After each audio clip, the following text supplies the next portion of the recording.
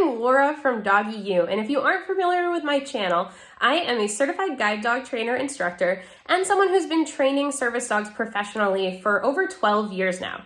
If you're interested in service dog training, make sure you subscribe to the channel now to get more content, as well as like and comment down below if you're training your own service dog. All right, so today we're going to be talking about deep pressure therapy, or DPT. I was looking around for a video to send to one of my clients, and I couldn't find what I was looking for because I thought a lot of the videos missed a lot of foundational steps to training this behavior to fluency. So I decided to make my own video. So let's get started.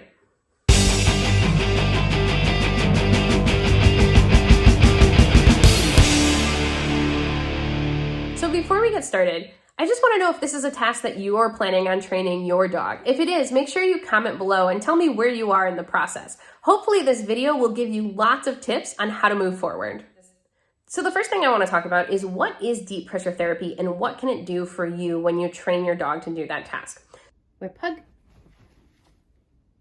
So what it is you're going to use your dog's mass to activate the parasympathetic nervous system. So what does that mean?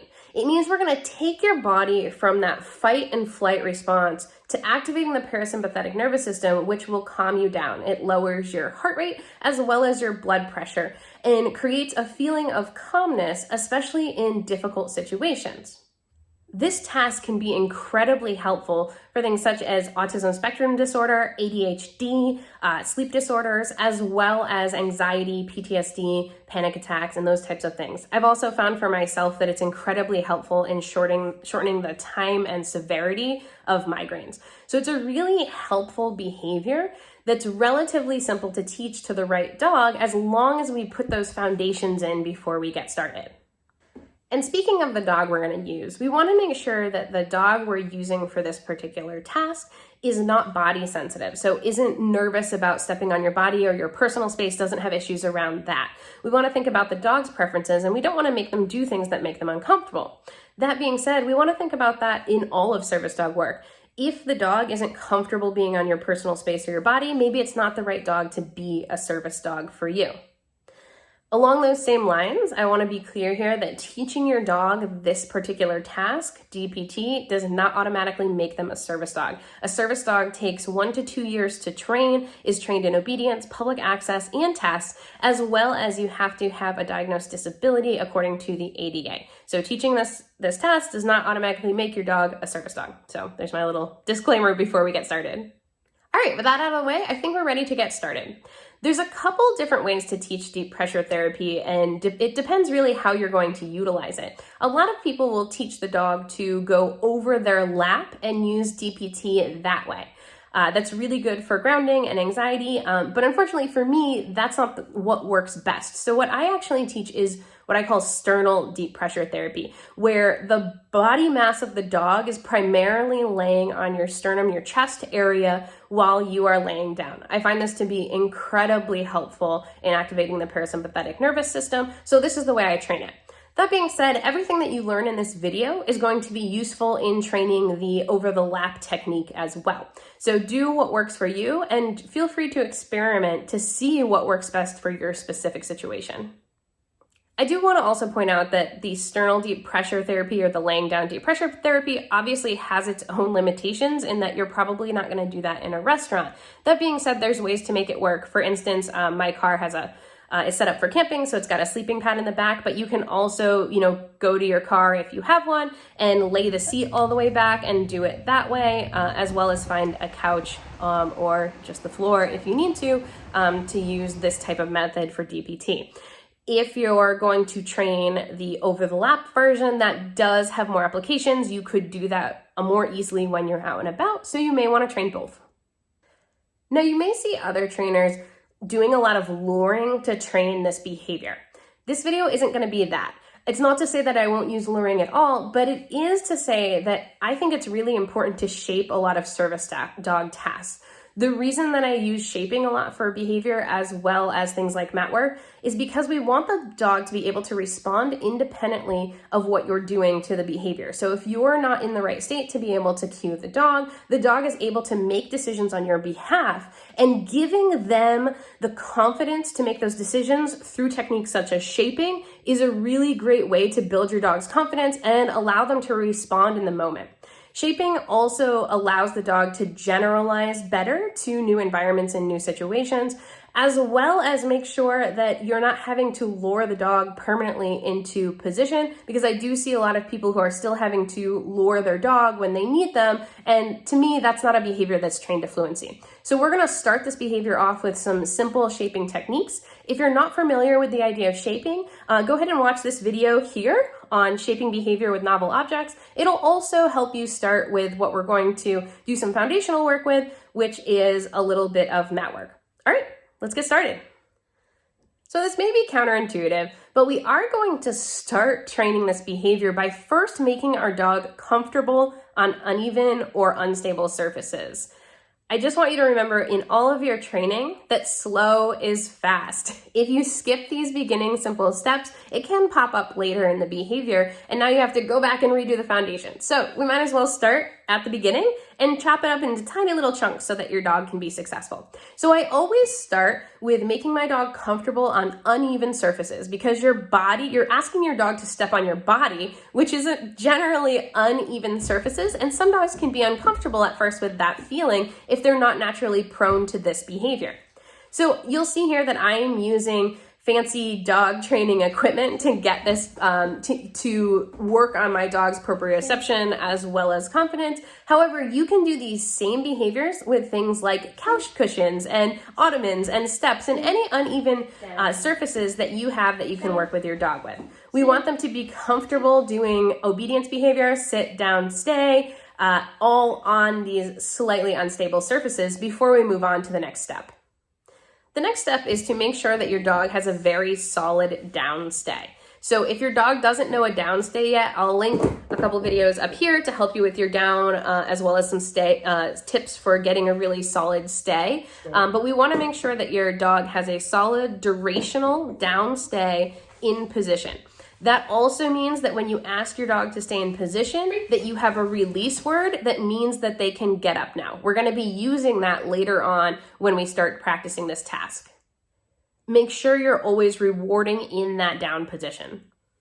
So the next thing we're going to do is we're going to shape a go to place behavior on a mat. If your dog already has a go to place or go climb or anything like that, awesome. We're definitely going to use that.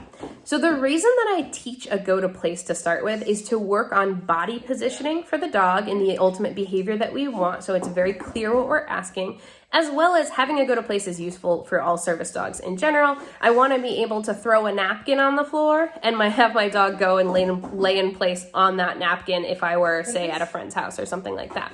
But by using a mat and teaching them to go lay down on that mat, I can then transfer that mat to my body.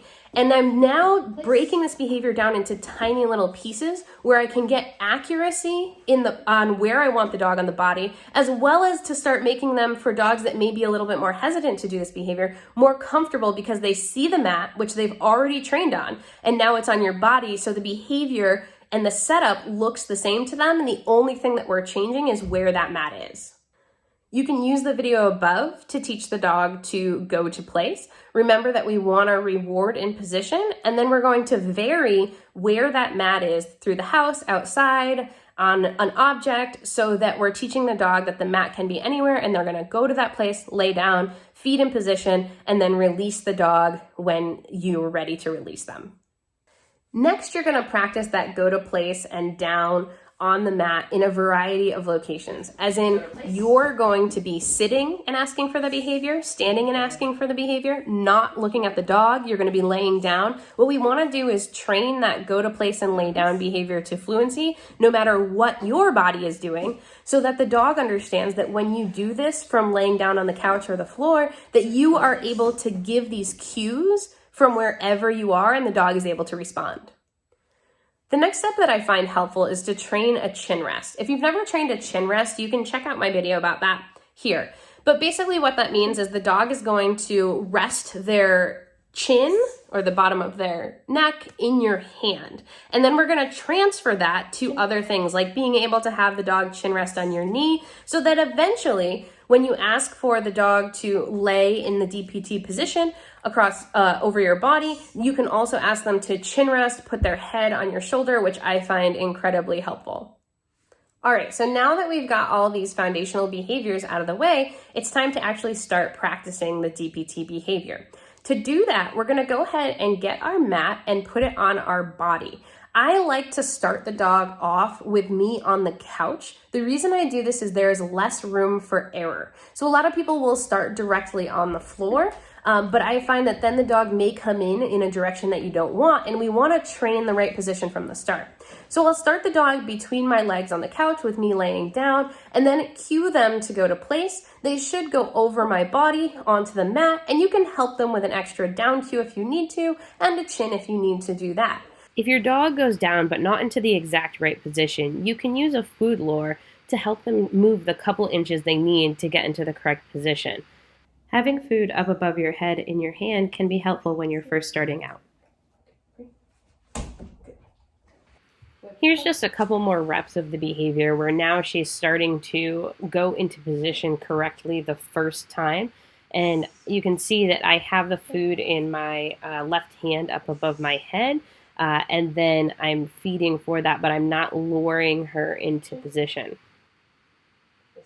You can also see that I'm now rewarding for that chin. So I'm having to remind her to do the chin rest, and I am rewarding when she puts her chin down.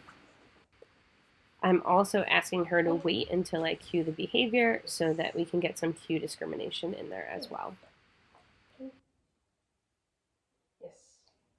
So we're going to start with the dog on the couch with us to do it, and then we're going to slowly increase the difficulty, have them start on the floor and have to jump up on the couch, maybe move to a bed or just down to the floor once they're fluent and they understand that you want their dog to put its entire weight of its body in the same direction that you're laying. This is the most critical part, is getting that position correct from the beginning so that you don't have a dog that's not in like laying across your body, putting half a body on.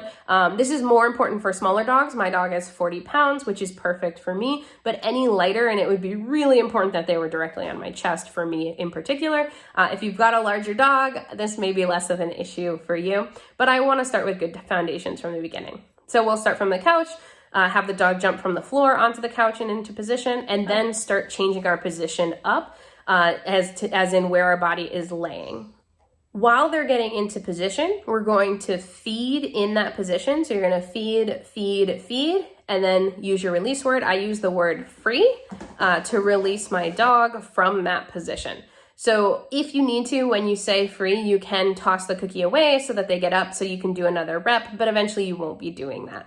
But to start with, we're going to feed in position pretty rapidly. I like to do this behavior and train it daily with a meal. It works really well for that so that you also remember to practice it. Next, we're still going to be using the mat and we're going to add duration on your body. So we're going to slowly slow down the food and how quickly we're giving it to dog while increasing the time the dog is in position. We want to build up to being able to be in that position for several minutes at a time without the food reward. But we're gonna build that slowly over time and just start by spacing out those treats to your dog. Now you may get lucky and have a dog that just enjoys this particular task and just takes a nap on you, which is absolutely perfect, but you still wanna use that release word at the end.